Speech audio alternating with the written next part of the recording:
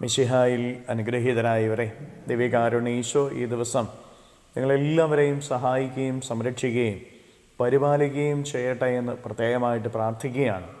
ദൈവത്തിൻ്റെ വലിയ കൃപകളും വലിയ അനുഗ്രഹങ്ങളും ഈ ദിവസം മുഴുവനും നിങ്ങളുടെ കൂടെ ഉണ്ടായിരിക്കട്ടെ. അവിടുന്ന് നിങ്ങളെ സഹായിക്കട്ടെ. വിശുദ്ധ യോഹന്നാന്റെ സുവിശേഷത്തിൻ്റെ 1-ാമത്തെ അധ്യായത്തിൻ്റെ 14 മുതലുള്ള തിരുവചന ഭാഗങ്ങളിൽ നമ്മൾ ഇങ്ങനെ വായിച്ചു ധ്യാനിക്കുന്നുണ്ട്. വചനം മാംസമായി നമ്മുടെ ഇടയിൽ വസിച്ചു. ദൈവം മനുഷ്യനെ രക്ഷിക്കാനായി ദൂരെ നിന്ന് കൽപ്പിക്കുകയല്ല ചെയ്തത്, അവിടുന്ന് മനുഷ്യനോട് ഒപ്പം വന്നു, കൂടെ വന്നു. നമ്മുടെ കുറവുകൾ, നമ്മുടെ ബലഹീനതകൾ അവിടുത്തേക്ക് അപരിചിതമല്ല. അവിടുന്ന് എല്ലാം അറിയുന്നു. ദൈവം നമ്മെ മനസ്സിലാക്കുന്നു. പ്രിയപ്പെട്ടവരെ, ദൈവം നമ്മെ മനസ്സിലാക്കുന്നു, ദൈവം നമ്മുടെ കൂടെയുണ്ട് എന്നുള്ളതാണ് നമ്മുടെ ജീവിതത്തിൻ്റെ ഏറ്റവും വലിയ ശക്തി. നമ്മുടെ സർവ്വ ദൗർബല്യങ്ങളും അവിടുന്ന് അറിയുന്നു, നമ്മുടെ സർവ്വ കുറവുകളും അവിടുന്ന് അറിയുന്നു. കാരണം അവിടുന്ന് നമ്മുടെ കൂടെയാണ് ഉള്ളത്, അകലങ്ങളിലല്ല. ഈ ഒരു ചിന്ത നമ്മുടെ ഓരോരുത്തരുടെയും ഉള്ളിൽ നമ്മൾ ഓരോരുത്തരും സൂക്ഷിക്കേണ്ടിയിരിക്കുന്നു. എപ്പോഴും നമ്മുടെ ഉള്ളിൽ ഈ ചിന്തയുണ്ടായിരിക്കണം, അവിടുന്ന് എൻ്റെ കൂടെയുണ്ട്. അകലങ്ങളിലിരിക്കുന്ന ഒരു ദൈവമല്ല, എൻ്റെ കൂടെയിരിക്കുന്ന ദൈവമാണ് എൻ്റെ ദൈവം. ഇത് ജീവിതത്തിന് വലിയൊരു ശക്തിയായിരിക്കും. ജീവിതത്തിൻ്റെ ഏത് കുറവ് വന്നാലും ഏത് ദൗർബല്യം വന്നാലും എന്നെ അറിയുന്ന എൻ്റെ ദൈവം എൻ്റെ കൂടെയുണ്ട്, അവിടുന്ന് എന്നെ ശക്തിപ്പെടുത്തും. വീണ്ടും നമ്മൾ സുവിശേഷത്തിൽ വായിക്കുകയാണ്, അവൻ്റെ പൂർണ്ണതയിൽ നിന്ന് നാം എല്ലാവരും കൃപയ്ക്കുമേൽ കൃപ സ്വീകരിച്ചിരിക്കുന്നു. ദൈവത്തിൻ്റെ കൃപ കൂടുന്നുമില്ല, കുറയുന്നുമില്ല. വീഴ്ചയ്ക്ക് ശേഷം ഒരു ഉയർച്ച, തോൽവിക്ക് ശേഷം പുതിയൊരു തുടക്കം, അത് ദൈവം നൽകുമെന്നാണ് ഈ വചനത്തിലൂടെ അവിടുന്ന് നമ്മെ പഠിപ്പിക്കുക. ദൈവകൃപ എന്നുള്ളത് അത് അർഹതയില്ലാത്തവർക്ക് ലഭിക്കുന്നതാണ്. പ്രിയപ്പെട്ട ദൈവമക്കളെ, ദൈവത്തിൻ്റെ കൃപ സ്വീകരിക്കാൻ നമുക്ക് യാതൊരു അർഹതയുമില്ല. നമ്മളൊക്കെ ബലഹീനരാണ്, പാപികളാണ്. അതുകൊണ്ട് തന്നെ ജീവിതത്തിൽ പരാജയങ്ങളുണ്ടാവും. ജീവിതത്തിൽ താഴ്ചകളിലൂടെ നമ്മൾ ഓരോരുത്തരും കടന്നു പോകേണ്ടി വരും. വീഴ്ചകളുണ്ടാവും, തോൽവികളുണ്ടാവും. എന്നാൽ വീഴ്ചകൾക്ക് ശേഷം അവിടുന്ന് ഒരു ഉയർപ്പ് നൽകുമെന്നുള്ള ആഴത്തിലുള്ള ബോധ്യം നമ്മുടെ ജീവിതത്തിൽ ഉണ്ടായിരിക്കണം.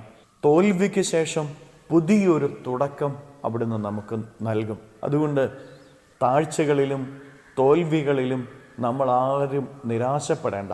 കാരണം അവിടുന്ന് കൃപയ്ക്കുമേൽ കൃപ, അത് ഓരോ ദിവസവും നമുക്ക് നൽകുകയാണ്. ഓരോ ദിവസവും അവിടുന്ന് നൽകുന്ന ആ കൃപ സ്വീകരിച്ചുകൊണ്ട് ജീവിക്കാനായിട്ട് നമുക്ക് പരിശ്രമിക്കാം.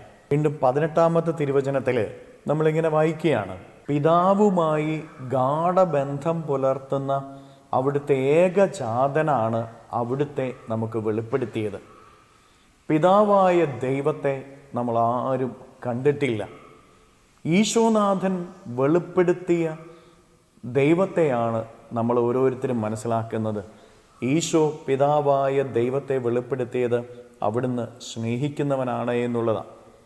കല്ലെറിയുന്ന നിയമത്തെയല്ല, ഗാഢമായ ആലിംഗനം ചെയ്യുന്ന സ്നേഹമുള്ള ദൈവത്തിൻ്റെ ഒരു ഹൃദയത്തെയാണ് ഈശോനാഥൻ നമുക്ക് ഓരോരുത്തർക്കും പരിചയപ്പെടുത്തി തന്നിരിക്കുന്നത്.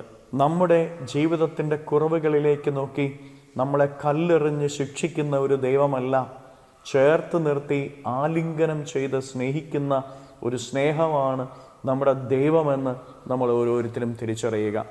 ജീവിതത്തിൽ ഇന്ന് വരെ കുറവുകൾ ഉണ്ടായിട്ടുണ്ട് എങ്കിൽ ആ കുറവുകളിൽ നിന്ന് ദൈവത്തിൻ്റെ സ്നേഹത്തിലേക്ക് നോക്കുക. ദൈവത്തെ അറിയണമെങ്കിൽ ക്രൂശിലേക്കൊന്ന് നോക്കിയാൽ മതി. ആ ക്രൂശിൽ ദൈവമുണ്ട്, ദൈവം എന്താണെന്നുണ്ട്, ദൈവം ആരാണെന്നുണ്ട്. കുറവുകളിൽ, വേദനകളിൽ ക്രൂശിലേക്ക് നോക്കാം, ദൈവത്തെ തിരിച്ചറിയാം. ഈ 3 ചിന്തകൾ നമ്മുടെ ഉള്ളിലേക്ക് ഇന്നേ ദിവസം സ്വീകരിക്കുക. അകലങ്ങളിലിരിക്കുന്ന ദൈവമല്ല നമ്മുടെ ദൈവം, കൂടെ ആയിരിക്കുന്നവനാണ്. അതുപോലെ തന്നെ കൃപയ്ക്കുമേൽ കൃപ ഓരോ നിമിഷവും അവിടുന്ന് നമുക്ക് ഓരോരുത്തർക്കും നൽകുന്നുണ്ട്.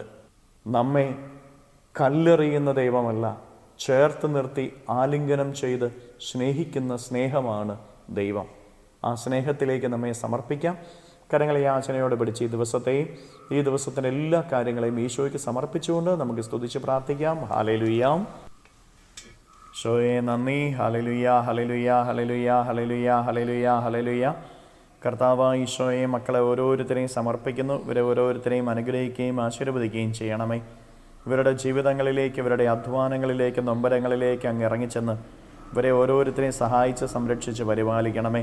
ഇവരുടെ ജീവിത വഴികളിൽ നിന്ന്, അധ്വാന മേഖലകളിൽ നിന്ന് സർവ്വ തിന്മകളും ബന്ധനങ്ങളും കെട്ടുകളും അഴിയട്ടെ. ഇവരുടെ ഇന്നത്തെ എല്ലാ പ്രവർത്തനങ്ങളിൽ നിന്നും ദുഷ്ടശക്തികളുടെ എല്ലാ ഉപദ്രവങ്ങളും നിർവീര്യമാകട്ടെ.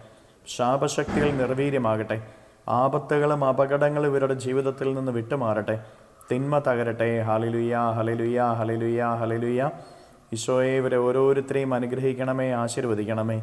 ഇവരെ അങ്ങ് ബലപ്പെടുത്തണമേ, ശക്തിപ്പെടുത്തണമേ. Hallelujah, hallelujah, hallelujah. നിത്യം പിതാവും പുത്രനും പരിശുദ്ധാത്മാവുമായി സർവേശ്വര എന്നേക്കും. ആമേൻ.